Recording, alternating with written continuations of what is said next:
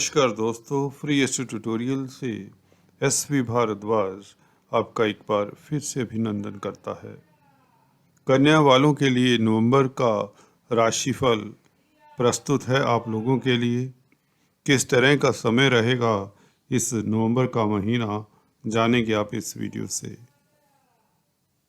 नवंबर के ग्रहों की स्थिति आप लोगों के समक्ष है। इस महीने की खासियत ये रहेगी कि शनि मार्गी हो चुके हैं, गुरु मार्गी हो चले हैं 24 नवंबर से। दो बड़े प्लैनेट मार्गी हो जाएं और केंद्र त्रिकोण में बैठे हों तो निश्चित तौर से आप लोगों के लिए काफ़ी अच्छा महीना जाने वाला है। आपके लग्नाधिपति और भाग्य स्थान के मालिक लक्ष्मी नारायण राजयोग बनाएंगे द्वितीय और तृतीय स्थान में, सेकंड और थर्ड हाउस में। यह भी अति श्रेष्ठ है। मंगल का परिवर्तन निश्चित तौर से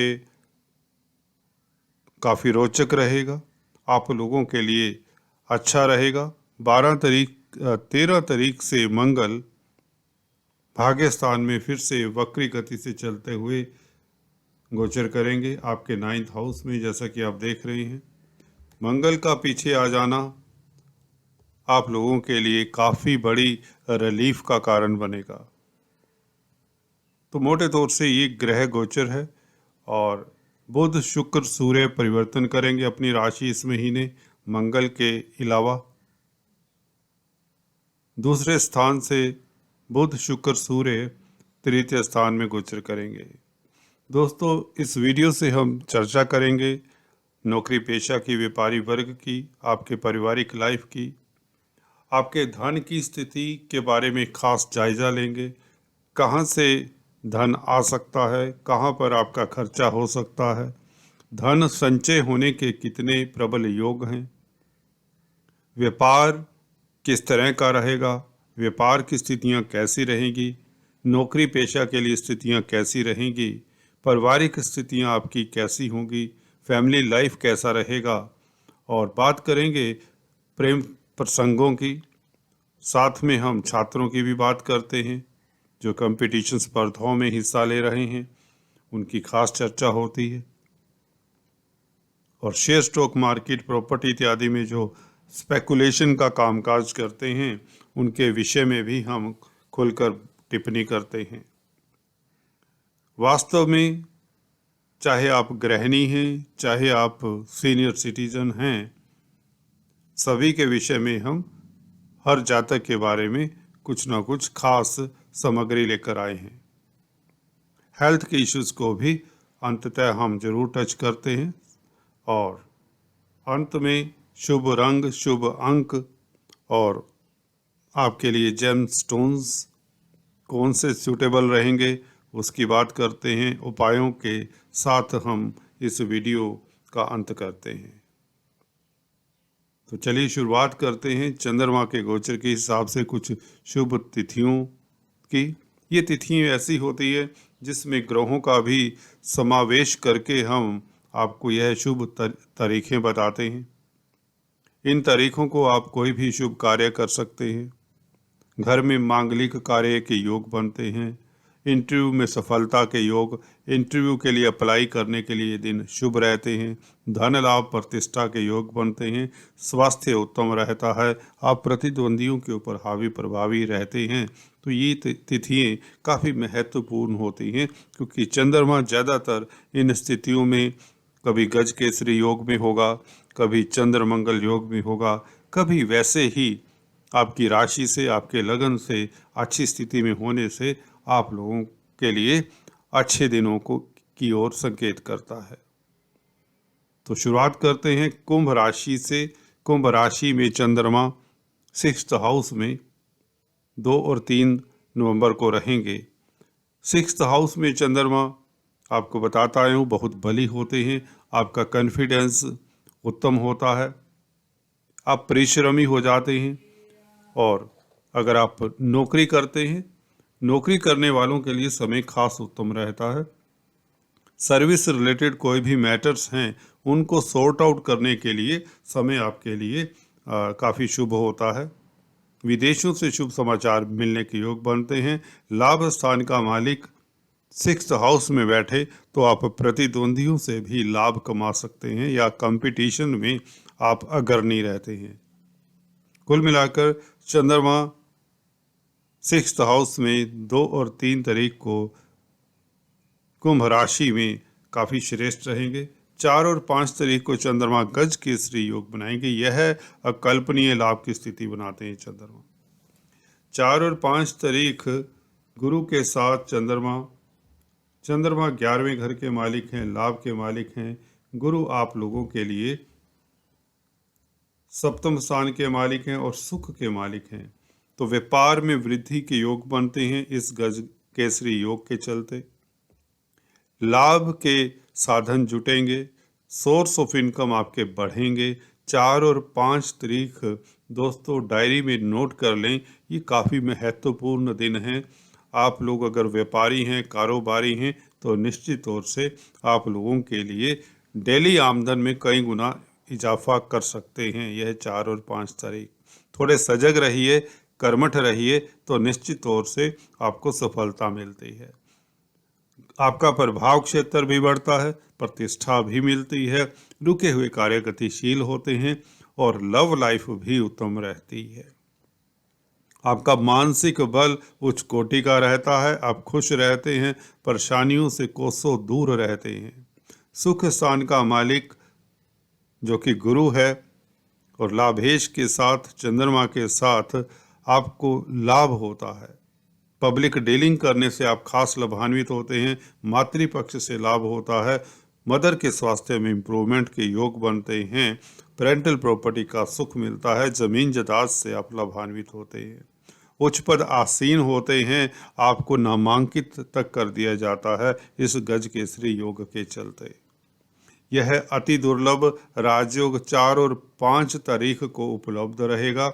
ये 2-2.5 दिन का समय आप लोगों के लिए नवंबर के महीने में काफ़ी लाभदायक रहेगा। कोई भी कार्य करते हो, नौकरी करते हो, व्यापार करते हो, छात्र हो, किसी भी क्षेत्र में हो, हर जातक के लिए जो भी कन्या राशि लगन का है उसके लिए यह गज केसरी योग अकल्पनीय लाभ का है। विदेशों से संबंधित कामकाज करते हैं, एक्सपोर्ट इंपोर्ट का अगर कार्य करते हैं तो इस दिन आपको लाभ होने की प्रबल संभावना रहती है। इसी तरह से 12-13 तारीख को भी गज केसरी योग बनेगा। चंद्रमा मंगल के साथ 12 तारीख को रहेंगे और 13 तारीख को हालांकि मंगल जैसा कि बताया वृषभ राशि में पीछे आ जाएंगे, तो चंद्रमा मिथुन राशि में होंगे, 11वें घर के मालिक हैं, बृहस्पति से केंद्र में होंगे और यह गज केसरी योग के चलते कार्यस्थल पर आपका डंका बजेगा या यूं कहें आपकी चिंताएं कष्ट दूर होंगे। बॉस आपके कार्यों की सराहना करेगा। कोई रुके हुए कार्य हैं कार्यस्थल पर, उसे निपटाने का अच्छा समय है ये 12-13 तारीख। धन लाभ के साथ प्रतिष्ठा के योग ये सब बनते हैं इस गज केसरी योग के चलते। और 14-15 तारीख को लाभेश होते हैं चंद्रमा, अपने ही घर में होंगे तो लाभ तो होगा।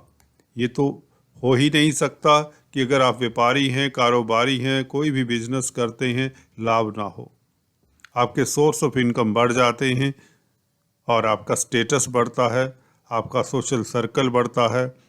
गण्यमान्य व्यक्तियों की मदद से आपके रुके हुए कार्य गतिशील होते हैं और घर में कुछ ना कुछ लग्जरी आइटम परचेज कर सकते हैं, ला सकते हैं। दिन शुभ रहेगा। कर्म कांड के लिए, हवन यज्ञ के लिए या किसी तरह की पूजा पाठ को शुरुआत करने के लिए यह दिन श्रेष्ठ रहेंगे। आपको आपकी पूजा पाठ का पूरा सुफल मिलेगा। 14-15 तारीख को स्टार्ट अगर करते हैं किसी तरह का कोई धार्मिक कृत्य, आपको लाभ होगा उससे। तो मन बली रहेगा, आपकी प्रतिष्ठा बढ़ेगी। 18-19 तारीख को चंद्रमा फिर से गज केसरी योग, क्योंकि लगन में चंद्रमा अति श्रेष्ठ होते हैं, आपकी पर्सनैलिटी को भी प्रभावित करते हैं। 11वें घर का मालिक लगन में हो, पहले भाव में हो, बृहस्पति से दृष्ट हो। बृहस्पति सुख के मालिक हैं, 7वें घर के मालिक हैं, तो मियाँ बीवी के संबंधों में मधुरता, भागीदारी में अगर आप बिजनेस करते हैं उसमें काफ़ी लाभ की संभावनाएं, और ज़मीन जायदाद से फ़ायदा, प्रॉपर्टी का अगर कामकाज करते हैं तो भी लाभान्वित होते हैं। प्रॉपर्टी से संबंधित कामकाज करने वालों के लिए 18-19 तारीख दोस्तों ये नोट कर लें, आपको लाभ होगा। आपकी कोई डील सिरे चढ़ सकती है। अगर आप कॉलोनाइजर्स हैं, कोई डेवलपमेंट करते हैं, प्रॉपर्टी कंसल्टेंट हैं, बिल्डर्स हैं, तो आपके लिए 18-19 तारीख काफ़ी अच्छे रहेगी। और आपका आभा मंडल, आपका कॉन्फिडेंस उत्तम रहेगा, पॉजिटिव रहेंगे, और यार दोस्त मित्र मंडली की पूरी सहायता मिलेगी आपको। गुरुजनों के आशीर्वाद से यह दिन आपके लिए अति श्रेष्ठ हो जाता है। 18-19 तारीख लाभ होगा, ये बात निश्चित हो जाती है। धन लाभ के प्रबल योग बनते हैं, व्यापार खूब चलता है, नौकरी पेशा की तरक्की के योग बन जाते हैं। नौकरी की तलाश है तो 18-19 तारीख और इवन 14-15 तारीख, ये सभी तारीखें आप लोगों को जो बता रहा हूँ सभी शुभ जाएंगी। 25-26 तारीख भी गज केसरी योग। यहाँ पर चंद्रमा 11वें घर के मालिक धनु राशि में रहेंगे, और चंद्रमा 4th हाउस में आपको बता दें दिग्बली होते हैं, तो आप लोगों की पब्लिक में प्रतिष्ठा बढ़ेगी, आपकी फैन फॉलोइंग बढ़ जाती है। अगर पहले से आप सेलिब्रिटी हैं, आप सुखी रहते हैं, मन हर्षित रहता है, कुटुंब के साथ आपका समय बीतता है, पिकनिक के मूड में रहेंगे, प्रतिष्ठा मिलती है, कारोबार ठीक ठाक चलता है, स्वास्थ्य उत्तम रहता है, मानसिक बल से आप ओतप्रोत रहते हैं, धार्मिक कृत्यों में आपका मन लगता है। गज केसरी योग के चलते आपके रुके हुए सभी कार्य गतिशील होते हैं, धन लाभ के प्रबल योग बनते हैं। 25-26 तारीख को नया वाहन, नया प्लाट, जमीन जायदाद इत्यादि परचेज करने की योग भी बन जाते हैं। इस तरह की स्थितियां बनती हैं 25-26 को। तो दोस्तों ये था चंद्रमा का गोचर। बात करते हैं ग्रहों की।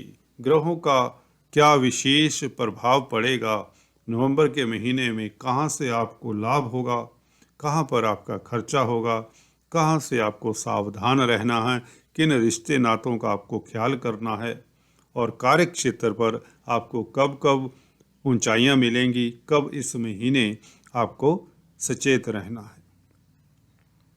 सबसे पहले हम चर्चा करते हैं दूसरे घर में बैठे हुए प्लैनेट, चतुर्ग्रही योग बना हुआ है, सूर्य बुध शुक्र केतु।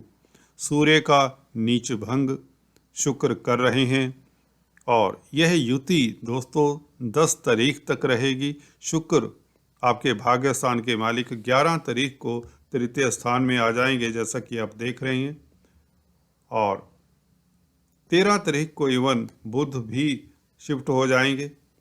तो पहले शुक्र 10 तारीख तक, 10 नवंबर तक रहेंगे दूसरे घर में, बुध रहेंगे 12 तारीख तक, और सूर्य भी अंततः 15 तारीख 16 तारीख को तृतीय स्थान में आ जाएंगे। तो केतु अकेले रह जाएंगे दूसरे घर में।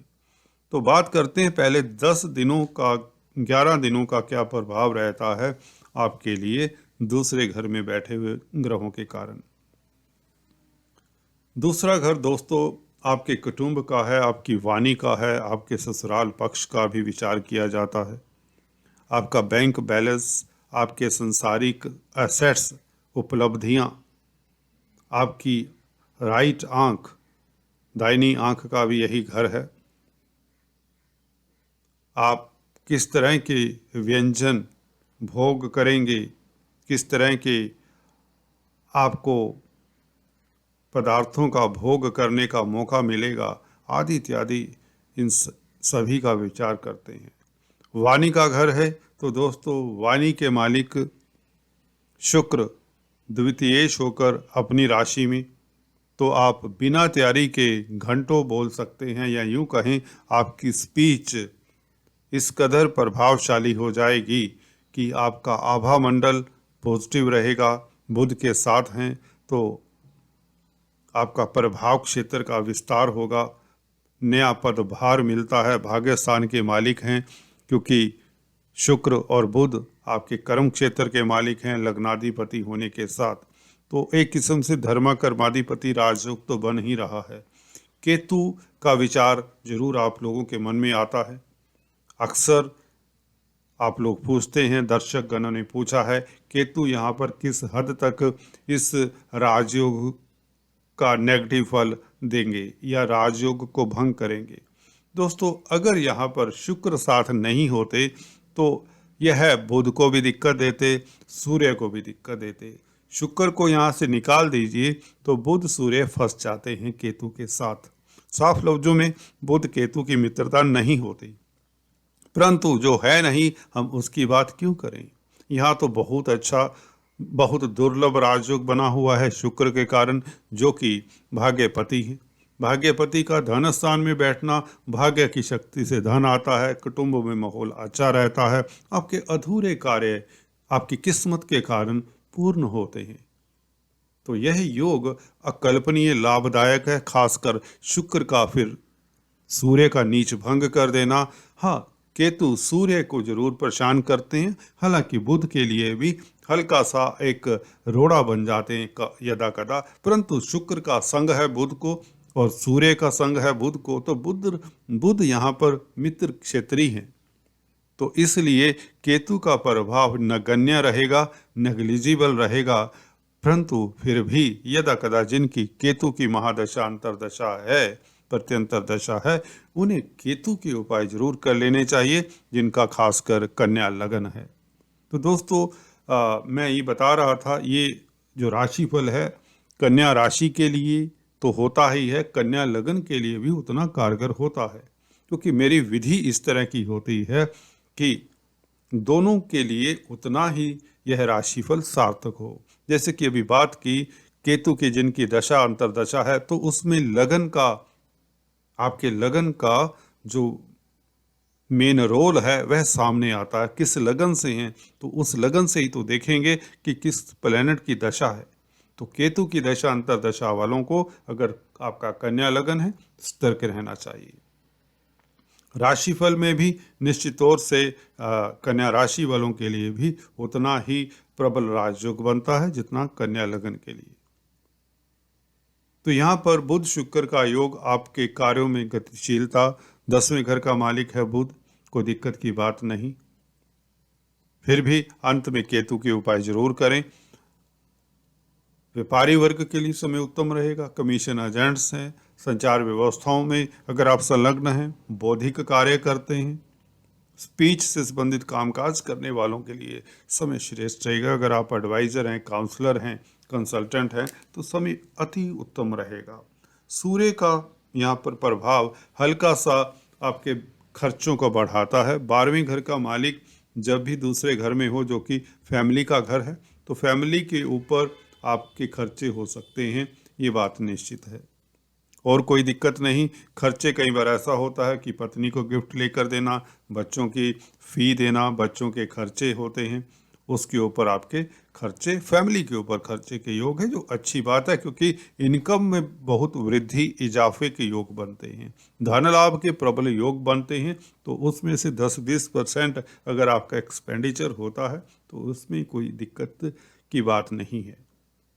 सूर्य का नीच भंग आप लोगों के लिए अति श्रेष्ठ रहेगा। कुटुंब में माहौल जिसके कारण ठीक रहेगा, उत्तम रहेगा। विदेशों से इवन संबंधित कामकाज आपके सुचारू रूप से चलते हैं इस नीच भंग राजयोग के कारण। मल्टीनेशनल कंपनीज में कामकाज करते हैं तो लाभान्वित होते हैं। तो बात करते हैं तृतीय स्थान में दोस्तों, सूर्य बुध शुक्र का शिफ्ट हो जाना, यह अति श्रेष्ठ रहेगा, क्योंकि यहाँ पर सूर्य मंगल से दृष्ट रहेंगे।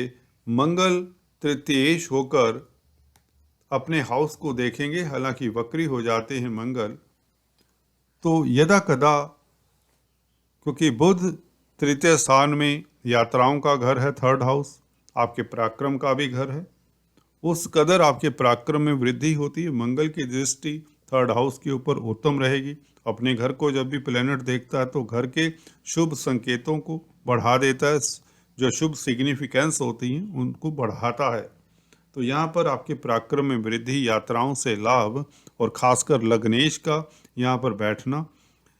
रिश्ते नातेदार जो हैं, बुआ बहन बेटी, इनकी तरफ से आपको कुछ ऐसा समाचार मिले कि इनके लिए आपको समय देना पड़े, इनके लिए आपको यात्राएं भी करनी पड़ सकती हैं, तो इसका ज़रूर ख्याल रखें और प्रिपेयर रहें।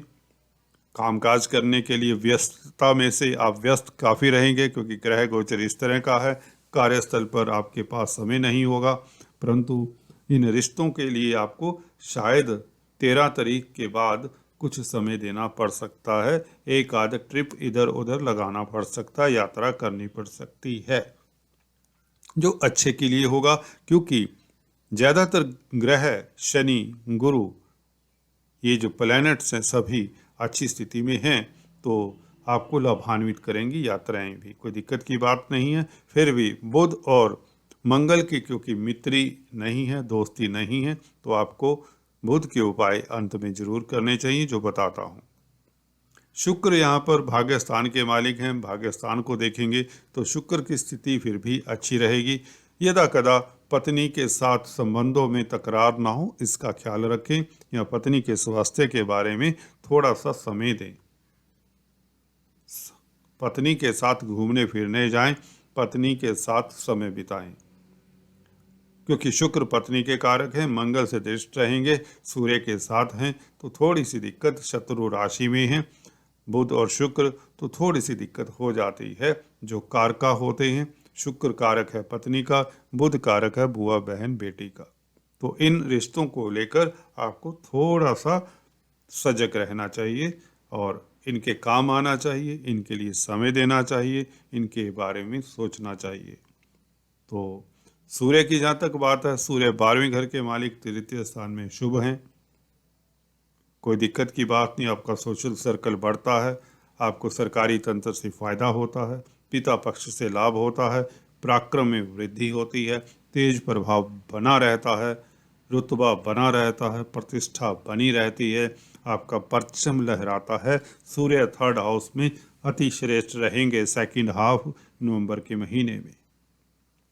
तो नवंबर का महीना बुध शुक्र सूर्य दूसरे घर में और तीसरे घर में श्रेष्ठ ही फल देंगे। बस थोड़ा सा सतर्क रहना है, जैसा कि बताया आपको, रिश्तों को लेकर, जो बुध और शुक्र जिसको डिनोट करते हैं। शनि की चर्चा करें दोस्तों, शनि देखिए पंचम स्थान में बहुत श्रेष्ठ हो चुके हैं, मार्गी शनि और अपनी राशि में हों तो ये निश्चित तौर से आप लोगों को धन लाभ, प्रतिष्ठा, नेम फेम, रोजगार में वृद्धि, कार्यों में गतिशीलता, अवरोध दूर होते हैं, तनाव कष्ट दूर होते हैं। शनि का ये प्रभाव आपको देखने को मिलेगा। शेयर स्टॉक मार्केट में कामकाज करते हैं, प्रॉपर्टी में बिजनेस करते हैं तो लाभान्वित होते हैं। आपका इनकम का ग्राफ काफ़ी ऊंचाइयां छूता है। शनि दोस्तों हार्ड टास्क मास्टर हैं, न्यायाधीश हैं, तो आप लोगों के लिए पंचम स्थान में बैठकर इतने समय बाद यहाँ पर आए हैं, तो निश्चित तौर से बच्चों से शुभ समाचार मिलना, बच्चों को लेकर जो तनाव चिंताएं थी वह दूर होती हैं, बच्चे आपका नाम रोशन करते हैं। कुल मिलाकर भाग्य आपका प्रबल रहेगा, शनि की कृपा से व्यापार खूब चलेगा, धन लाभ और प्रतिष्ठा के योग बनते हैं, कार्यस्थल पर आप लोगों की इज्जत मान में वृद्धि होती है, जो रुके हुए कार्य हैं गतिशील होते हैं और कोर्ट कचहरी में आपकी फतेह होती है। शनि आपको शत्रुहंता भी बनाते हैं, क्योंकि 6ठे घर के मालिक हैं, स्ट्रोंग हो चुके हैं, मार्गी हो चुके हैं, तो शनि का प्रभाव 11वें घर के ऊपर पड़े तो लाभ होगा, सोर्स ऑफ इनकम बढ़ेंगे, ये सब पॉसिबल होगा। हालांकि बड़े भाई बहनों के साथ बना कर रखें इस अवधि में, उनके साथ विचारिक मतभेद ना हो, ये ख्याल रखें। गुरु की चर्चा करें तो हंस नामक राजयोग 24 नवंबर से मार्गी हो जाएंगे, तो और भी श्रेष्ठ हो जाते हैं, तो व्यापार के लिए समय उत्तम, मैरिज के प्रपोजल आएंगे, विवाह के प्रपोजल आएंगे अगर आप बैचलर्स हैं। प्रणय संबंधों के लिए समय उत्तम रहेगा, मियाँ बीबी के संबंधों के लिए समय उत्तम रहेगा, पार्टनरशिप में कामकाज करते तो लाभान्वित होते हैं।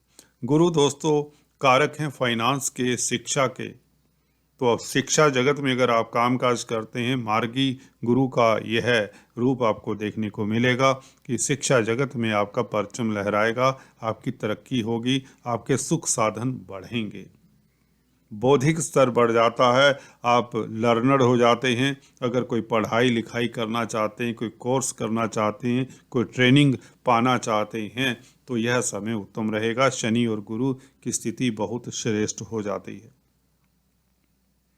फाइनेंस का कार्य करते हैं, मनी ट्रांसफ़र का कार्य करते हैं, पैसे के लेन देन का कारोबार है, बैंकिंग में कामकाज करते हैं, किसी तरह के काउंसलर, कंसल्टेंट या एडवाइज़र हैं, तो आप लोगों के लिए समय काफ़ी उत्तम रहेगा। आप उच्च पद आसीन होते हैं, नौकरी की तलाश है तो आपको नौकरी मिल जाती है। बृहस्पति का अति श्रेष्ठ फल मिलेगा। लगन के ऊपर दृष्टि आपको दूरदृष्टा बनाती है, आप सोच विचार कर काम करने वाले हो जाते हैं, दूसरों का भला करने वाले होते हैं, और आप की प्रज्ञावान जो शक्ति है वो बढ़ जाती है, जिसके चलते आप में लीडरशिप क्वालिटीज़ भी जागती हैं, जिससे सोसाइटी में आपका कद बढ़ता है। मंगल का प्रभाव दोस्तों जाने तो यहाँ पर राहु अष्टम स्थान में थोड़ा सा किरकिरी करते हैं। राहु के उपाय जरूर करते रहें, जिसे मैं अंत में बताता हूँ। जिनकी खासकर राहु की दशा अंतर्दशा है, उन्हें उपाय जरूर करने चाहिए।